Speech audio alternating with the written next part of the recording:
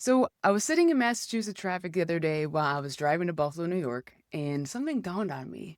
There was the lane next to me that was clearly moving faster, and I didn't move into it. And I thought to myself, I often don't move into the lane that is moving faster during bumper to bumper traffic. Why is that? Also, if you're new here, I'm Renee. This is the weekly recharge newsletter where I dive a little deeper than the Hustle Rebels episodes into some nervous system regulation tips, ways to spot burnout, some stories from my own life, and some tips to help you get through your own week. So let's get back into why I'm not lane hopping during some brutal Massachusetts traffic. Now, it's not necessarily because I'm patient, because when it comes to traffic, I am anything but patient. I stayed because I looked at the people in front of me and behind me and thought, these are smart drivers. They know how to drive in traffic. They're not slamming their brakes every 3 seconds.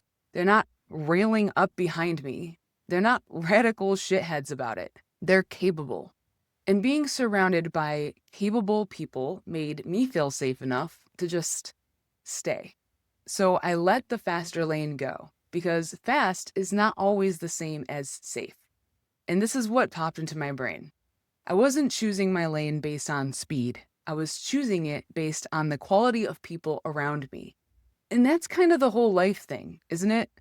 We're trained to jump into whatever lane looks like it's winning. Who's ever moving fastest. Whoever looks like they got their shit together. They're the ones that we're trained to trust. We dart over there thinking that's where we're supposed to be. The trainer who's in peak physical condition, the business person who drives the expensive car, the professor with all of the accolades. But steady beats flashy almost every time. The people who don't panic, they don't jerk the wheel, who can actually handle the conditions. Those are the ones that are worth staying next to. And sometimes it's the unassuming ones that you can trust the most. The ones without the false promises or the terrible side effects. Then you have the brake slammer effect. So let's talk about the other kind of driver. Someone who's darting around and slamming on their brakes. They're not just messing with their own nervous system, they're messing with everyone else's. One reactive driver sends a ripple straight down the rest of the road. The brake lights, the tension. Everybody is flinching. Unsettled nervous systems all the way back. It creates this domino effect of radical emotions and feelings.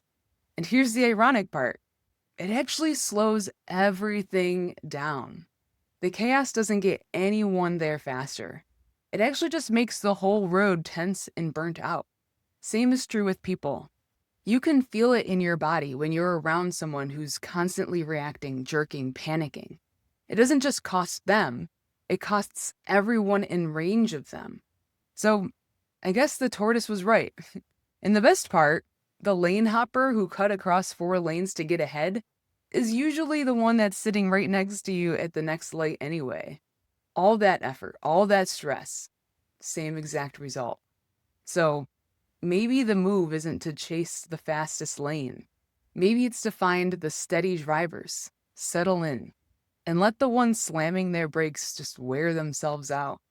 So this week's practice is going to be the lane check. Next time you feel the urge to dart, to jump ship, to chase the faster looking option, or to react to someone else's chaos, I want you to pause and ask yourself a few questions. Who's actually around me right now? Are they steady people or are they brake slammers? Am I moving because it's actually better or because it just looks faster or better? If I stay put and breathe, does the panic pass? Most of the time, the faster lane isn't actually moving faster. And the people worth driving next to are the ones who don't make you flinch. On the flip side, I've got a new space over on school, and I'm pretty stoked about this. It's a place to go deeper, to actually learn about your nervous system, how to recognize burnout before it burns you to the ground, how to work with your body instead of against it. And it's a community, so you're learning alongside with other people, figuring out the same stuff. You're not doing it alone. Also in that space, I'll be hosting the Regulation Room. It's going to be a weekly live where we chat about all this shit together, and I'll do short lessons based on what you guys want to dive deeper into. Not me just talking at you. us in a virtual room working through it. Next week will be the official launch, so click the link below to join and introduce yourself before the kickoff. And then, in case you missed last week's Hustle Rebels episode, I sat down with Ryan Severson, who spent 7 years fighting Lyme and mold illness after a full-on burnout crash. The kind where it literally took him 45 minutes plus just to get out of bed, while every doctor told him that his labs looked fine. What finally had moved the needle for him wasn't another protocol. It was doing less. Because burnout recovery doesn't work when your nervous system doesn't feel safe. No amount of sleep, vacation, or supplements will override that. We get into the check engine light your body runs for years before the crash, why forcing yourself to relax actually backfires, and what it means to grieve the identity that burned out instead of trying to revive it. If you know how to work hard and you're starting to add up what it's costing you, you're going to love this episode. So you can watch it on YouTube or listen on your favorite podcast platforms.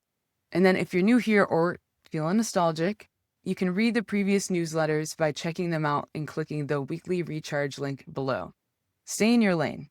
The good one, the steady one, the one with steady people. Drive safe out there, and we will see you guys next week.